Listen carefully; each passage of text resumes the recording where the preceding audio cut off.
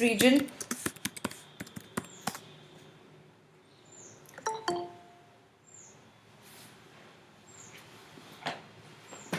They are modified sweat glands. They are modified sweat glands. So, chest region, and which portion of the body? Anterior. Anterior या ventral बोलो. Ventral portion of the body. Ventral side of the body. Their level is going to be from second to sixth rib. Second to sixth rib की levels पे located रहेंगे in the ventral side of the body, anterior side of the body.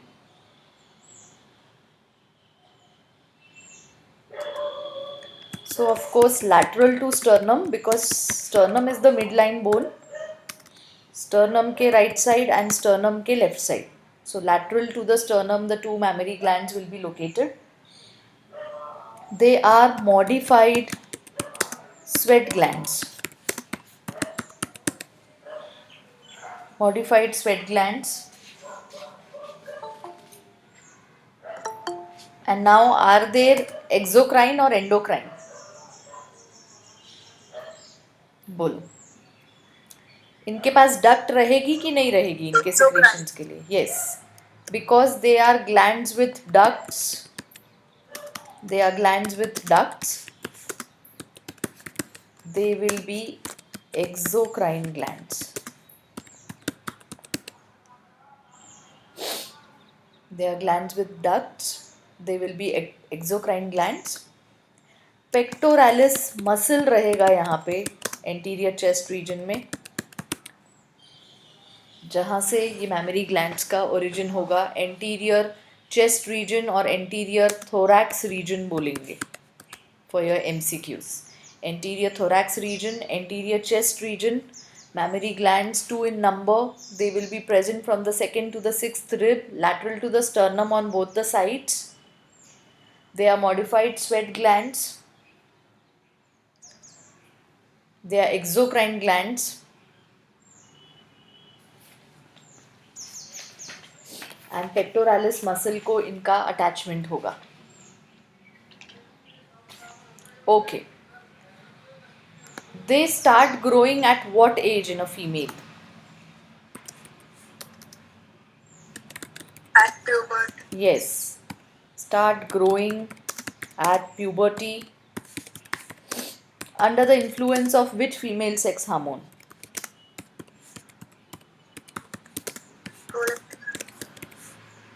नहीं, grow estrogen के अंदर होंगे ना. Secondary sexual characters, female sex hormone, estrogen. And they grow more in pregnancy. They grow more in pregnancy. Again under the influence of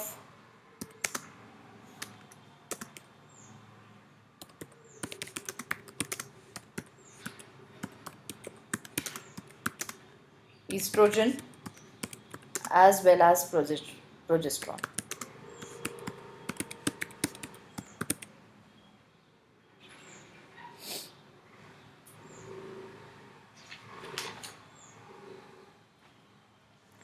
So basically milk formation ये start होता है later half of pregnancy में. Milk formation starts in later half of pregnancy.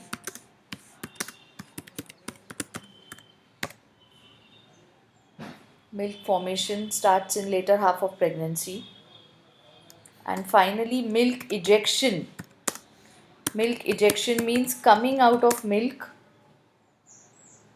Milk ejection will be after parturition. So formation चालू हो जाता है later half of pregnancy में MCQ, but ejection होता है parturition के बाद.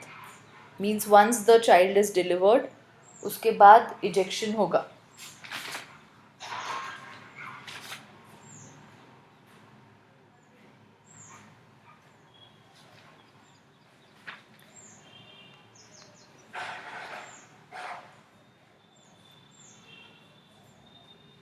Done with writing this? Yes, ma'am. Sure. So now see, mammary gland is located in the anterior chest region.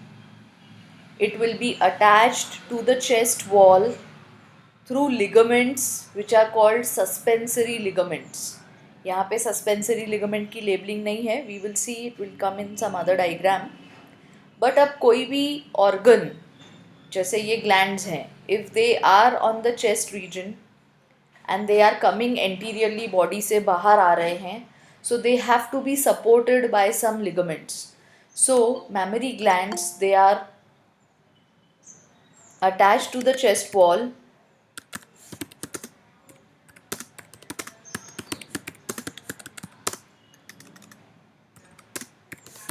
through suspensory ligaments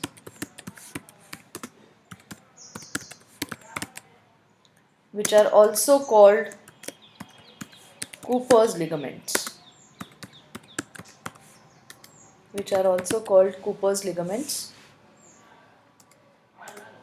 So during vigorous sports activities,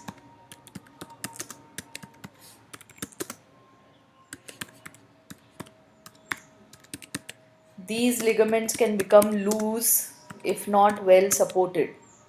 These ligaments can become loose if not well supported. So during different sports activities, these ligaments should be supported properly so that there is not the loosening of the ligament is not there. Cooper's ligament MCQ. The mammary glands are attached to the chest wall through these Cooper's ligaments. So ऐसा नहीं है कि ligament हमेशा bone to bone को attachment देगी. Ligaments एक bone से दूसरे gland को या organ को भी attachment दे सकती हैं. Like we have seen suspensory ligaments दूसरी जगह पे भी. कहाँ देखा है हमने ये word suspensory ligament? Female reproductive system में ही देखा है. तो कहाँ देखा है वो हमने? Ovary. हाँ, Ovary. ovary, yes.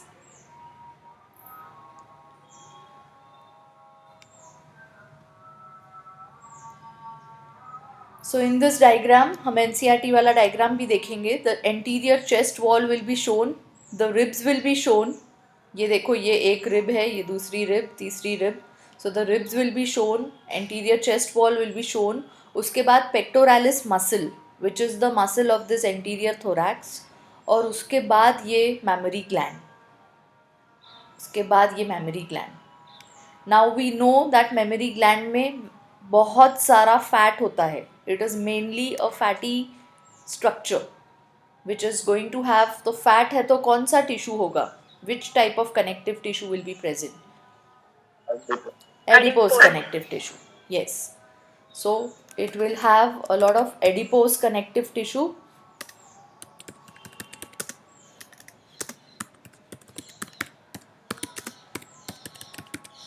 And basically the amount of this adipose connective tissue, amount of this fat or this adipose connective tissue, it determines the size of the gland.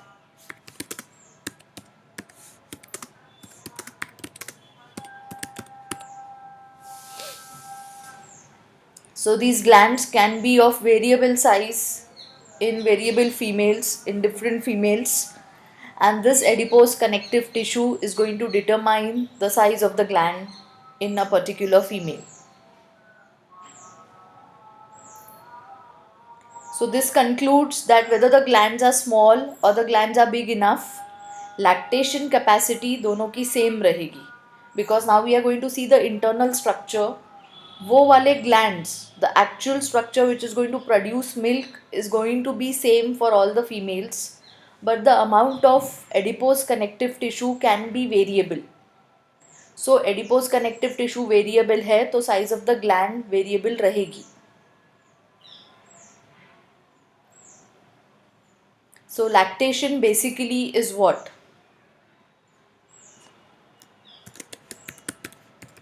Lactation ये पूरा वर्ड लिखेंगे तो it will mean formation, secretion and ejection of milk. Mammary glands में उनका बनना, जो reason में बनेंगे वहाँ से मिल्क, जो रीजन में बनेगा वहाँ से सिक्रीट होना बाहर, एंड फाइनली बॉडी के बाहर इजेक्ट होना और फीटस के पास जाना या बेबी के पास जाना। So lactation will involve formation, secretion and ejection of milk. इसमें से फॉर्मेशन या प्रोडक्शन बेसिकली कौन से हार्मोन के इन्फ्लुएंस में है? प्रोलैक्टिन। कहाँ से आता है प्रोलैक्टिन? चलो, प्रोलैक्टिन कहाँ से आता है? Anterior pituitary. Anterior pituitary, all right, and this prolactin is going to stimulate the mammary glands। anterior pituitary से आएगा, काम करेगा mammary glands पे for production of milk।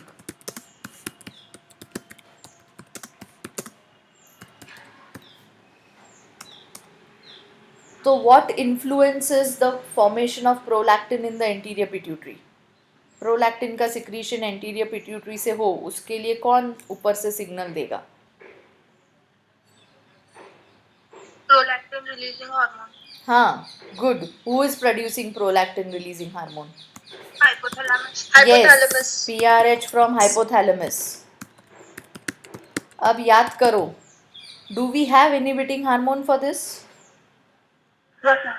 Yes. Yes, इसके लिए है। और किसके लिए है inhibiting hormone? Growth hormone. Yes, very good. हमने फर्स्ट और लास्ट लिखा था इसको चार्ट में कि ग्रोथ हार्मोन के लिए इनहिबिटिंग हार्मोन है और प्रोलैक्टिन के लिए भी इनहिबिटिंग हार्मोन है। सो अभी PRH, that is releasing hormone from hypothalamus, will work on which cells of anterior pituitary? Lactotrophs of anterior pituitary, and it will stimulate the production of milk। So जब lactation बोलेंगे, it is going to include all three: formation, secretion and ejection, which is mainly under the levels under the hormone prolactin. अब ये prolactin basically body में कब ये PRH, कब hypothalamus को feedback जाएगा कि प्रोलैक्टिन रिलीजिंग हार्मोन रिलीज करो and milk is required? When will this happen? So prolactin, बोलो, कोई बोलेगा? Secretion is stimulated when estrogen and progesterone levels fall। कब fall होंगे estrogen और progesterone levels?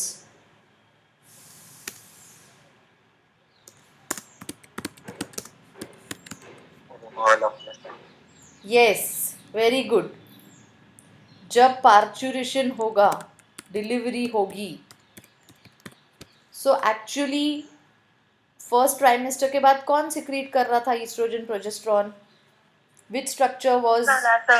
Placenta. So parturition के टाइम पे जब रिमूवल ऑफ प्लासेंटा होगा, चाइल्ड के साथ प्लासेंटा भी रिमूव हो जाता है। रिमूवल ऑफ प्लासेंटा होगा जब यूट्रस से,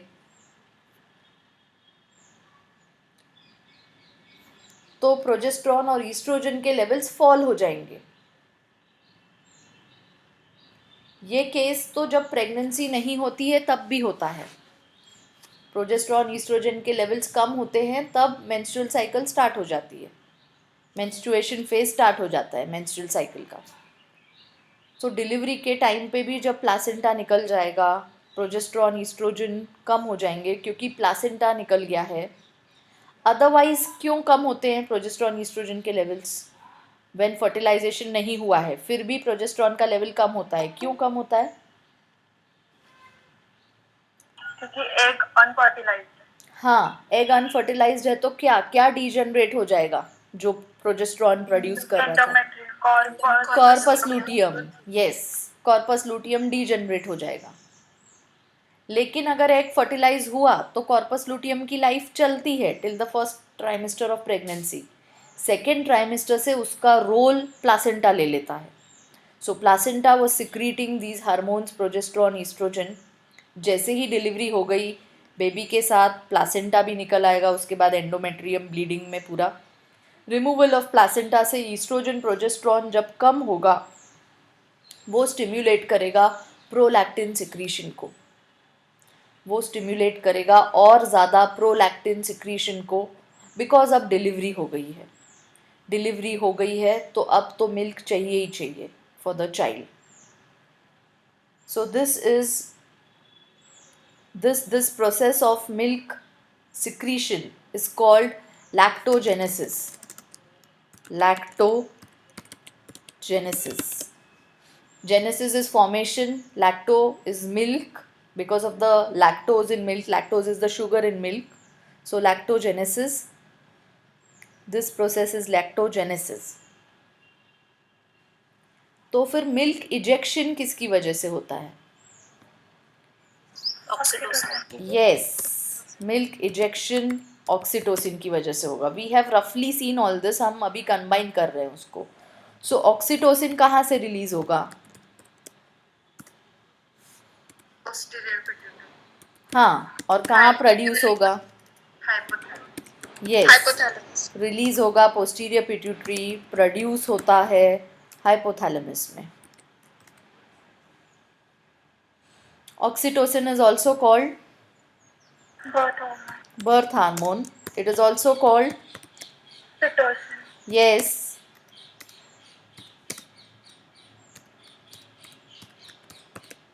And it is also called milk ejection hormone.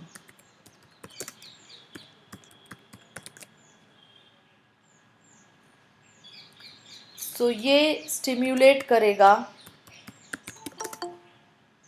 या कॉन्ट्रैक्ट कराएगा मसल्स को. It will stimulate contraction of कौन से मसल्स?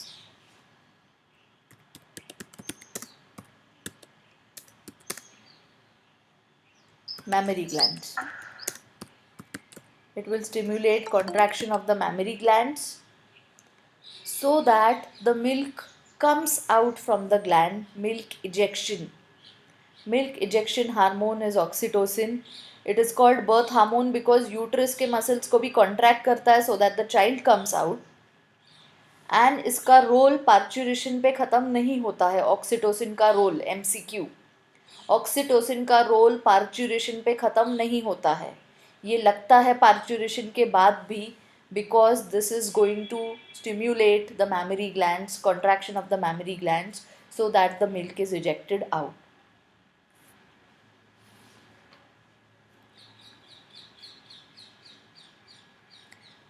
इसको बोलते हैं letting down of the milk.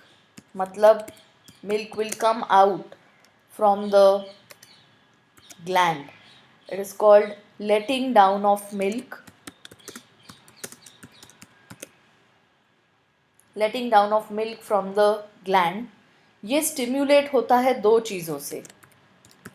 Stimulated by number 1 sucking reflex. Suckling reflex. Suckling of nipple by the child. जितना ज़्यादा चाइल्ड निप्पल को सक करेगा, सेंसरी सिग्नल जाएगा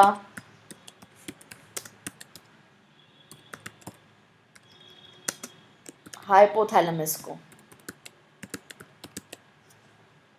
सेंसरी सिग्नल जाएगा हाइपोथैलेमस को और हाइपोथैलेमस रिलीज़ करेगा एंटीरियर पिट्यूटरी के थ्रू क्या और पोस्टीरियर पिट्यूटरी के थ्रू क्या? Anterior pituitary के through prolactin. Yes, and posterior pituitary के थ्रू ऑक्सीटोसिन.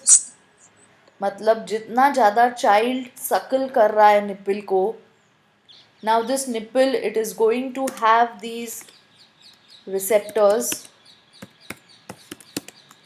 निप्पल में रिसेप्टर्स रहेंगे जो ये सेंसरी सिग्नल हाइपोथैलेमस को भेजेंगे. So hypothalamus gets a signal that or more and more milk is required. More and more ejection of the milk is required. The child is sucking the nipple. Child is drinking mother's milk. So जितना ज़्यादा baby milk पिएगा उतना ज़्यादा और milk production होता जाएगा. Now supposingly in a case where the mother is not able to feed the child, तो milk उतना ज़्यादा नहीं बनेगा, उतना ज़्यादा बनेगा भी नहीं, क्योंकि ये रिफ्लेक्स नहीं मिलेगी, ये ज़्यादा स्टिम्युलेशन नहीं होगा. और दूसरा है cry of the baby. Mother and baby is such an eternal bond, it is such a close communication that even the cry of the baby, it stimulates production of hormones in the mother's body.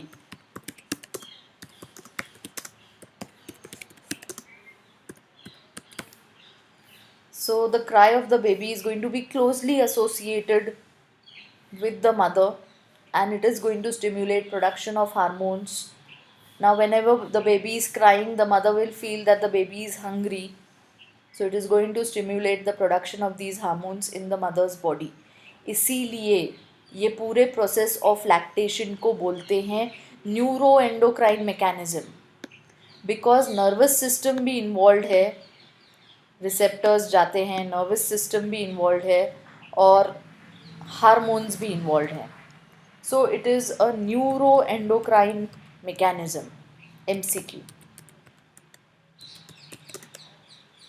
It is a neuroendocrine mechanism.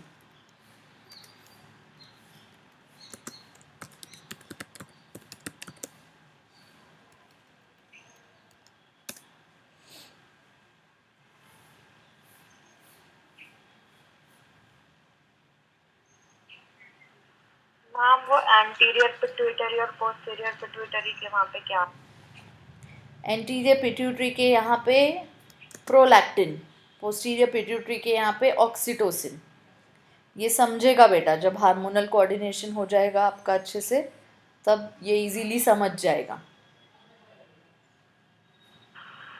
Okay. अभी के लिए लिख के रखो, anterior pituitary से prolactin, posterior pituitary से oxytocin. Hence, this is a neuroendocrine mechanism.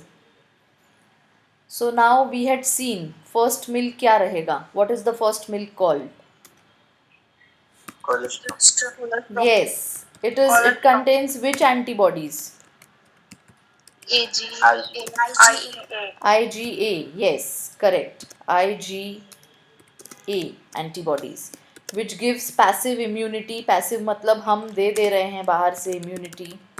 देखेंगे passive immunity, active immunity आगे. So passive immunity. And otherwise what does the milk contain? बाद का मिल्क, दिस कोलोस्ट्रम हमने डिटेल में देखा था, लेकिन बाद का milk is complete food for the child. It is complete food for the child.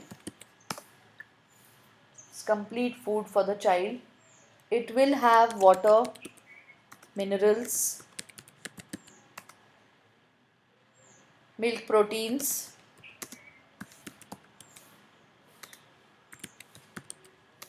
so mainly casein is the milk protein which is present.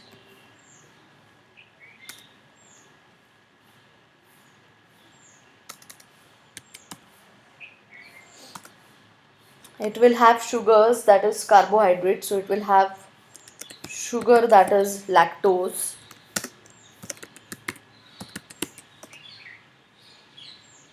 and it will have fats in the form of oil droplets.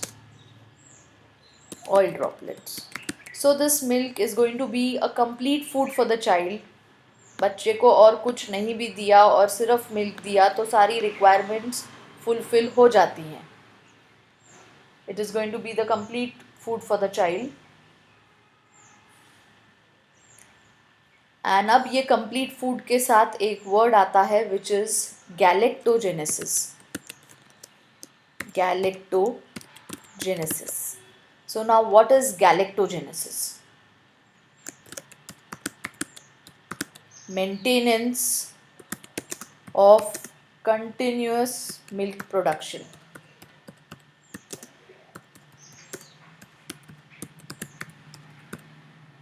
Maintenance of continuous milk production is galactogenesis.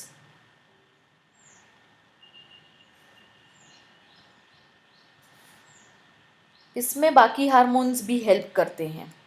Growth hormone भी help करता है, thyroxine भी help करता है,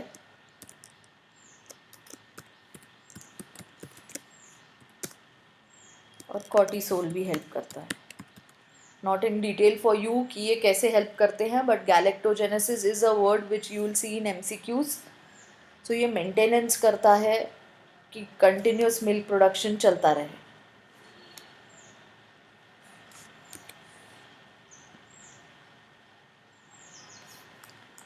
So then what is weaning? There is one more term which comes into picture. What is weaning?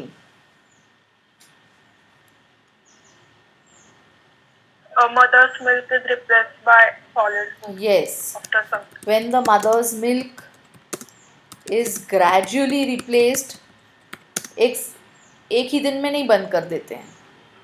मतलब पहले अगर child mother's milk पे ही है तो फिर एक टाइम बाहर का कुछ देंगे और बाकी टाइम मदर्स मिल्क देंगे. धीरे धीरे 2 टाइम बाहर का कुछ देंगे और मदर्स मिल्क देंगे, और ऐसे ग्रेजुअली उसको छोड़ेंगे. So mother's milk is gradually replaced. Suddenly replace नहीं, MCQ. It will be gradually replaced by solid food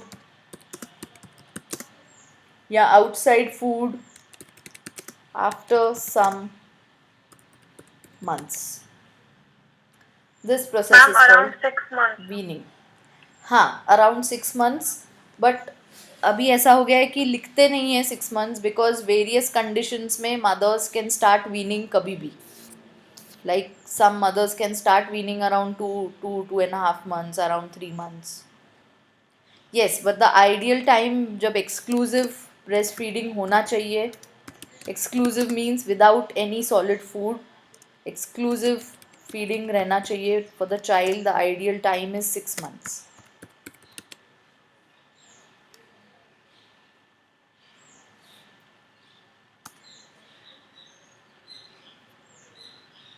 And the child should be on breastfeeding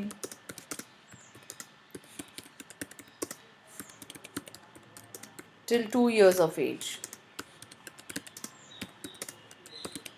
पर 6 months के बाद थोड़ा थोड़ा वीनिंग से स्टार्ट कर देते हैं ग्रेजुअली, एंड देन 2 years की एज तक या उससे कम की एज पे भी स्टॉप कर देते हैं. So nowadays there have not remain any particular duration ये timings का. It depends on various conditions of the mother and child.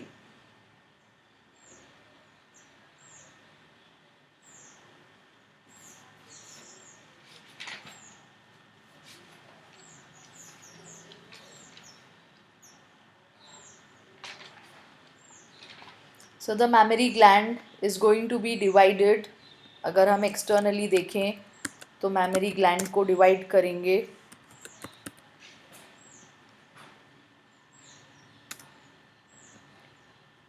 into the actual glandular structure,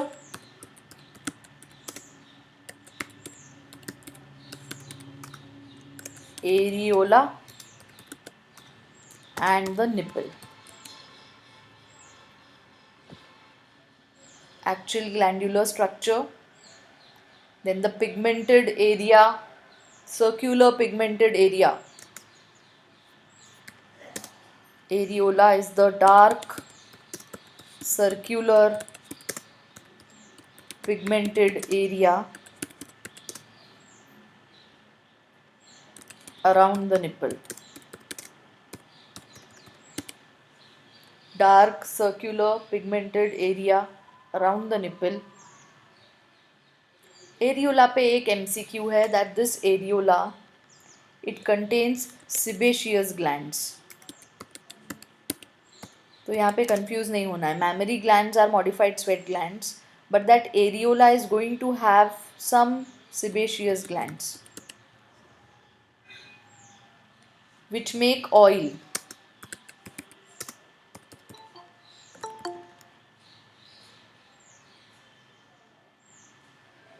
So that the nipple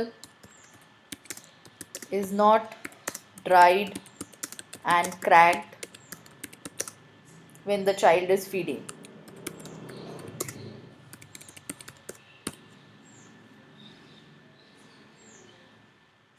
So areola is a dark pigmented area around the nipple. It is going to have sebaceous glands जो nipple को dry और crack नहीं होने देंगे. And this areola it becomes more darker during pregnancy. As a preparation for feeding, it will secrete more oil. ये sebaceous glands थोड़े से और dark हो जाएंगे. It becomes more darker during pregnancy.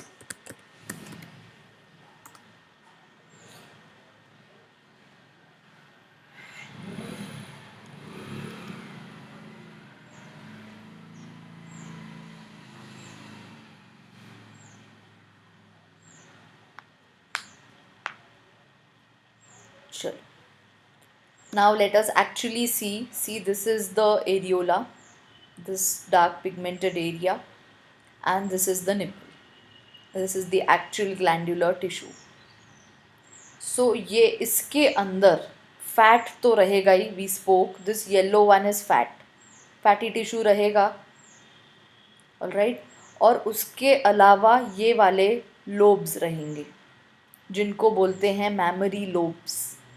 C now सब जगह फैट है और एक एक मैमरी ग्लैंड में ऐसे 15 to 20 लोब्स रहेंगे. 15 to 20 lobes.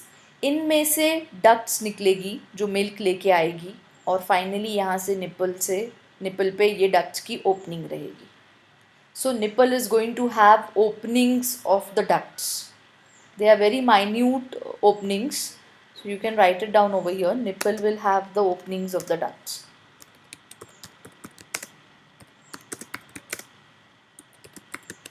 And these ducts are called lactiferous ducts. Nipple will have the openings of the lactiferous ducts.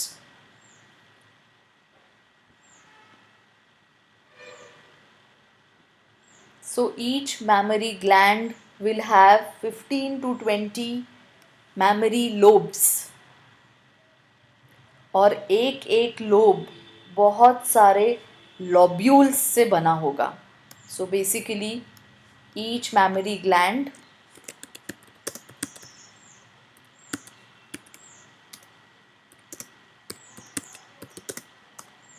will have 15 to 20 mammary lobes.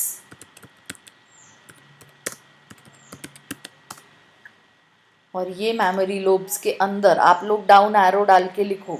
These mammary lobes will have many lobules.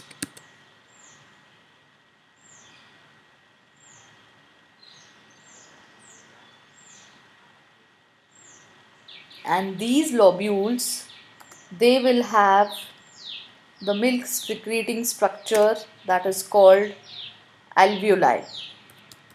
Milk secreting structure which is called alveoli.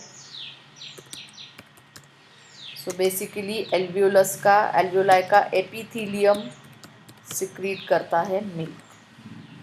Epithelium of the alveoli secretes milk.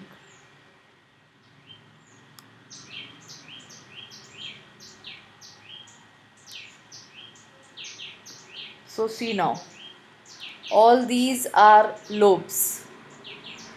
ये सारे lobes हैं, ये side view में देख रहे हैं. सी, this is the areola, this is the nipple. Nipple is the projected pointed tip of the mammary gland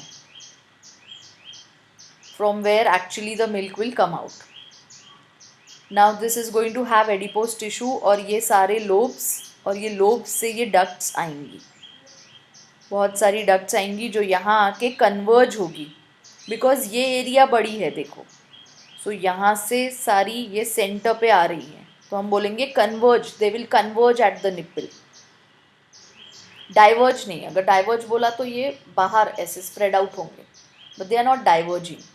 These ducts will converge at the nipple. So front view में भी यही है. See all these mammary lobes, around 15 to 20 mammary lobes, and they are going to have lobules जिससे एक एक duct निकलेगी, वो ducts join करके एक बड़ी duct बनाएंगे और यहाँ पे open होंगे. We'll see this. This is not a good picture. Let us see. हाँ, ये देखो, ये जो येलो है ये पूरा एडिपोज टिश्यू है, ये रिब्स हैं, ये रिब्स हैं. So posteriorly they will be attached to the chest wall. This is the adipose tissue, these are the lobes, और ये डक्ट्स हैं. ये डक्ट्स देखो कन्वर्ज करेगी छोटे से point, that is the nipple पे. ये सब जगह से ये डक्ट्स आके ये निप्पल पे कन्वर्ज करेगी. This region is the areola and this is the nipple. See. So this is the actual fatty tissue of the gland. Then this is the areola and this is the nipple. So areola is not smooth. Areola is going to show small dots showing that it has sebaceous glands which will keep the nipple moist. It will not let it dry and desiccate. And the nipple also has small dots which we can see. So actually those small depressions, small dots on the nipple are the openings of the various ducts. They are the openings of the various ducts. ये diagram बाद में, yeah, see this. See this is the pectoralis muscle. उसके बाद ये adipose tissue, ये lobules. ये अब appreciate करो, एक एक लोब के अंदर देखो अलग अलग सर्कल्स दिख रहे हैं. You can see those light coloured circles, those are the lobules. So 15 to 20 lobes, ये बड़े बड़े वाले लोब्स हैं, उसके अंदर ये लोब्यूल्स हैं, और हर लोब से ये डक्ट्स निकलेगी. हर लोब्यूल से बन के ये एक डक्ट बनती है जो बाहर निकलेगी, और ये यहाँ पे आके स्वोलिन रहेगी. एरियोला रीजन में ये डक्ट्स स्वोलिन रहेगी. देखो, तो ये जो swollen part of the duct है उसको बोलते हैं ampulla. Swollen part of these ducts जो है ये एक्चुअली स्टोर करता है, एम्प्यूला स्टोर करता है मिल्क को. सपोजिंगली अभी the child is not taking milk, child is not suckling, but body को पता है that the child is on mother's milk. जितना ज़्यादा चाइल्ड सक कर रहा था उससे उतना मिल्क प्रोडक्शन होके, तो वो मिल्क एम्प्यूला में आके स्टोर होता है. एम्प्यूला हमने और कहाँ पे देखा है? Swollen region of the duct का ही देखा है. एम्प्यूला कहाँ पे देखा है? Vas deferens. Yes, very good. Vas deferens का terminal part is the ampulla, जो आगे ज्वाइन करता है किसके साथ? To form the ejaculatory duct. Seminal vesicle. Yes, but from seminal vesicle to form the. So 3 जगह अब हमने एम्प्यूला देख लिया है. देखो, एक तो वास डेफरेंस का जो टर्मिनल पार्ट जो ऐसा ही स्वोलिन हम बना रहे थे. दूसरा हमने एम्प्यूला देखा फेलोपियन ट्यूब का पार्ट. हाँ, और तीसरी बार एम्प्यूला हम देख रहे हैं यहाँ पे. ये जो डक्ट्स हैं उनका जो स्वोलिन पोर्शन है that is again the ampulla जो areola region पे रहेगा. This ampulla is going to store milk. Obviously ये fine ducts हैं, तो ये मिल्क को स्टोर नहीं कर सकती हैं. ये यहाँ से मिल्क को लेके आएगी और ये एम्प्यूला में स्टोर रहेगा. फिर जब यहाँ से द फीटस विल सकल द निप्पल, तब ये निकलेगा यहाँ से मिल्क. सो सी ना, एक ग्रेप का जैसे बंच रहता है, bunch of grapes. See this. ऐसा रहता है एक लॉब्यूल के अंदर का पिक्चर, एक लोब के अंदर का पिक्चर। ये छोटे छोटे लॉब्यूल्स, और ये जो छोटे छोटे लॉब्यूल्स हैं वो लाइंड अप रहते हैं एल्वियोलर एपिथीलियम से।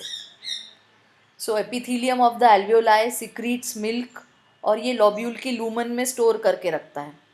मतलब ये लॉब्यूल के सराउंडिंग पेरीफेरी पे एपिथीलियम रहता है और बीच में लूमन बनता है, जैसे हमने थायराइड ग्लैंड में देखा था कि सराउंडिंग एपिथीलियम है और बीच में लूमन रहता है। सो सराउंडिंग एपिथीलियम है, बीच में लूमन रहता है। उसके बाद लूमन से ये फाइन फाइन डक्ट्स हर एक लूमन से, हर एक लॉब्यूल से मिल्क को लेके निकलती हैं और एक डक्ट बनाती हैं। फिर ये एक डक्ट आगे जाके स्वोलन हो जाती है, दैट इज़ द एम्प्यूला। उसके बाद फिर नैरो होती है और फिर निपल रीजन से the milk comes out. So basically एक मैमरी ग्लैंड के अंदर लोब्स हैं, उसके बाद लॉब्यूल्स हैं, लॉब्यूल्स के अंदर मिल्क सिक्रीटिंग स्ट्रक्चर है which is the alveoli epithelium.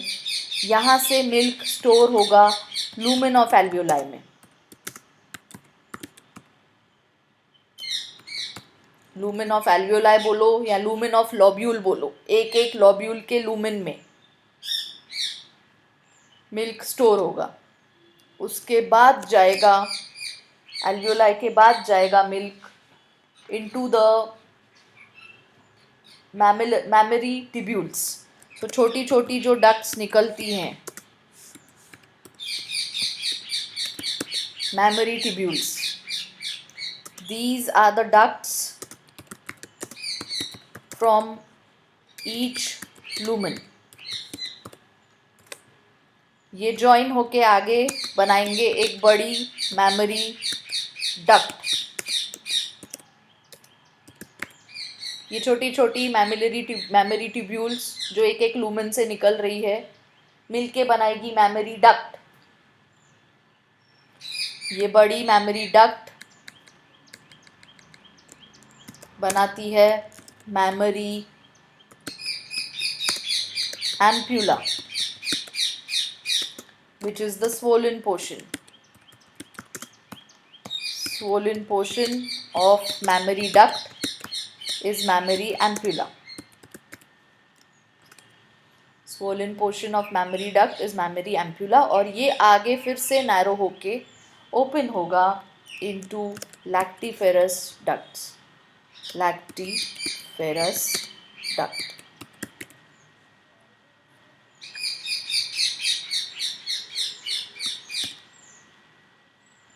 सो ये पूरा पाथवे है।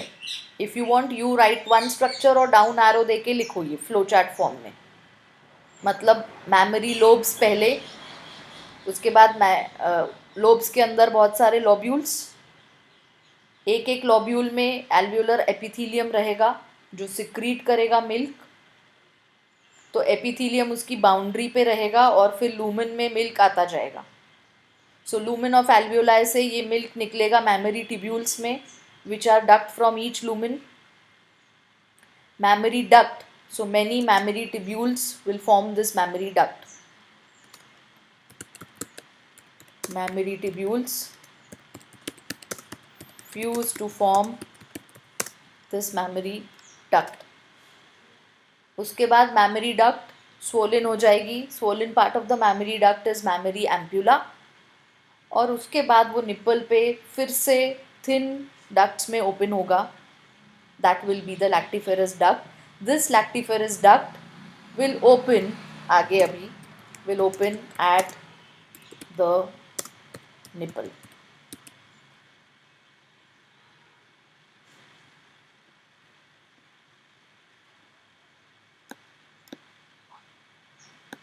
ये पूरे पाथवे पे एक MCQ है। सो या तो डायग्राम ही ध्यान में रख के लोब्स याद रखना है, 15 to 20 लोब्स, और एक एक लोब ग्रेप्स के गुच्छे के समान होगा। सो एक एक लोब में बहुत सारे लॉब्यूल्स होंगे। अब एक एक ग्रेप के अंदर, जैसे समझ लो एक एक ग्रेप के अंदर एक एक लूमेन है, कैविटी है। सो वहाँ पे उसका पल्प जमा होगा और बाद में फिर से वो निकलेगा बाहर, जैसे ग्रेप्स अटैच रहते हैं। एक एक ग्रेप भी छोटे छोटे इससे अटैच रहता है बड़ी डंडी को। तो वो मैमरी टिब्यूल्स एक एक लूमेन से डक्ट लेके निकलेगी और एक बड़ी डक्ट को ज्वाइन होगी which will be the memory duct. आगे जाके it will be Solan, it will form memory ampulla, and then lactiferous ducts, they will open at the nipple. So see this, basically ये छोटी छोटी ducts, ये यहाँ से निकली तो एक mammary duct है, ये देखो ये join हुई, ये join हुई, इसको ये join हुई, ये एक mammary duct, mammary tubule, ये tubules छोटे छोटे ये बने mammary duct. mammary duct का ये swollen portion is mammary ampulla और फिर ये आगे is the lactiferous duct. So mammary ampulla is going to store the milk. Mammary ampulla is going to store the milk. So same चीज़ है, ये देखो छोटी छोटी डक्ट्स यहाँ से आएगी, एक बड़ी डक्ट बनाएगी, ये बन गई मैमरी डक्ट. मैमरी डक्ट के बाद ये जो मैमरी एम्प्यूला है इसको लैक्टिफेरस साइनस भी बोलते हैं. मैमरी एम्प्यूला रीजन को लैक्टिफेरस साइनस भी बोलते हैं और उसके बाद लैक्टिफेरस डक्ट. साइनस के बाद ये लैक्टिफेरस डक्ट. सो ये वर्ड यहाँ पे लिख लेंगे, लैक्टिफेरस साइनस लिख लो ये वर्ड मैमरी एम्प्यूला के साथ. समवेयर इन द MCQs वो वर्ड दिखेगा.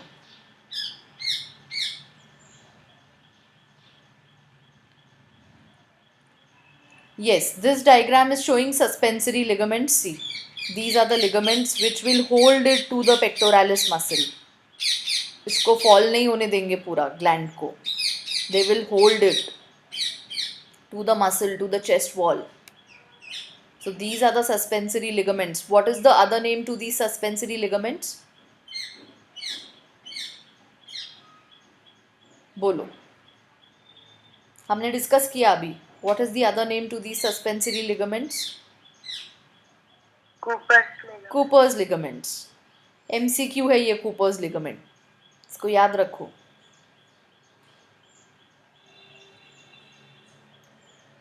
C. ये देखो ये देखो, ये क्या होंगे, ये जो V शेप के हैं, बोलो. छोटे छोटे टिब्यूल्स जो एक एक लूमेन से निकलेंगे. फिर ये मैमरी डक्ट बना रहे हैं. फिर ये swollen region is the mammary ampulla और उसके बाद ये लैक्टिफेरस डक्ट. ये yellow is adipose tissue. This purple is mammary lobes. एक मैमरी ग्लैंड के अंदर ऐसे कितने लोब्स रहेंगे? 15 to 20. 15 to 20. Therefore I said कि amount of fat कम हो या ज़्यादा हो, that is variable, but number of lobes ये दिया हुआ है average in a female. Every female is going to have 15 to 20 lobes. ये average दिया हुआ है. and उसके बाद ये आगे का. प्रोलैक्टिन और ऑक्सीटोसिन काम करेंगे. देखो जब इनकी लूमेन में, लोब्स की लूमेन में जब बहुत ज़्यादा मिल्क प्रोडक्शन हो जाता है, so they start appearing like this. When a lot of milk is produced, they start appearing like this under the influence of prolactin, oxytocin. Let down reflex हमने देखा कि बेबी सक करेगी तब होगा वो. This also we saw, hypothalamus is going to release PRH. PRH is going to target anterior pituitary for the release of PRL. PRL is prolactin, which is going to target the mammary glands. They are also called breasts and they produce milk. इसके लिए हमारे पास PIH भी है. We do have the prolactin inhibiting hormone also. सो जब नहीं चाहिए ये milk तब इनहिबिटिंग हार्मोन काम करता है. चलो, so now open your NCERT text book. Page number देखो कौन सा है. We'll quickly read that part from there. ये पाथवे इम्पॉर्टेंट MCQ है. इसमें मिल्क कौन बनाएगा? तो एल्वियोलाई एपिथेलियल सेल्स बनाएंगे लोब्यूल के.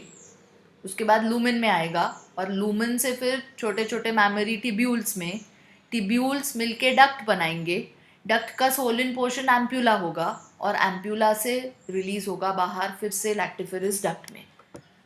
So that pathway is an MCQ. Prolactin, oxytocin, ये हार्मोन्स एमसीक्यू हैं. कहाँ से रिलीज होते हैं, कब रिलीज होंगे, क्या फंक्शन रहेगा.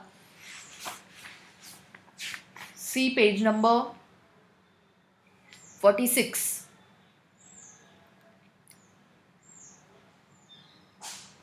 See the diagram on page number 46, all of you. Ribs, muscles between the ribs, pectoralis major muscle. उसके बाद ऑरेंज वाला देखो फैट है. Then those yellow ones are mammary lobes. वो lobes के अंदर छोटे छोटे lobules. Lobules is going to have mammary alveolus, that is the alveoli, epithelial cells. उसके बाद duct, उसके बाद ampulla, उसके बाद lactiferous duct. And areola and nipple is also labeled. So functional mammary gland is characteristic of all female mammals. All female mammals MCQ. सारे mammals feed करते हैं अपने babies को. They have a functional mammary gland. The mammary glands are paired structures, also called breast, that contain glandular tissue and variable amount of fat. This variable amount of fat is an MCQ. ये variable रहेगा. Glandular tissue सब में रहेगा. Glandular tissue of each breast is divided into, ये each breast फिर से MCQ. ये single breast में 15 to 20 मैमरी लोब्स रहेंगे containing cluster of cells called alveoli. So basically lobules, और लॉब्यूल्स के अंदर ये एल्वियोलाई या डायरेक्टली वो जो क्लस्टर ऑफ सेल्स हैं वो एल्वियोलाई हैं. The cells of alveoli secrete milk. MCQ, कौन मिल्क एक्चुअली सिक्रीट करता है मैमरी ग्लैंड में? तो cells of the alveoli, epithelium of the alveoli, it secretes milk which is stored in the cavities, that is lumen of alveoli. The alveoli open into mammary tubules. देखो alveoli कहाँ open होंगे? Mammary tubules में. These are fine fine ducts जो एक एक lumen से निकल रही है. Tubules of each lobe join to form mammary duct. So छोटे छोटे लॉब्यूल्स से, जो लूमेंस से जो निकले हैं मैमरी टिब्यूल्स, मिलके बनाएंगे mammary duct. Several mammary ducts join to form a wider mammary ampulla which is connected to lactiferous duct through which milk is sucked out. मेरा पेट भर गया, बाकी है.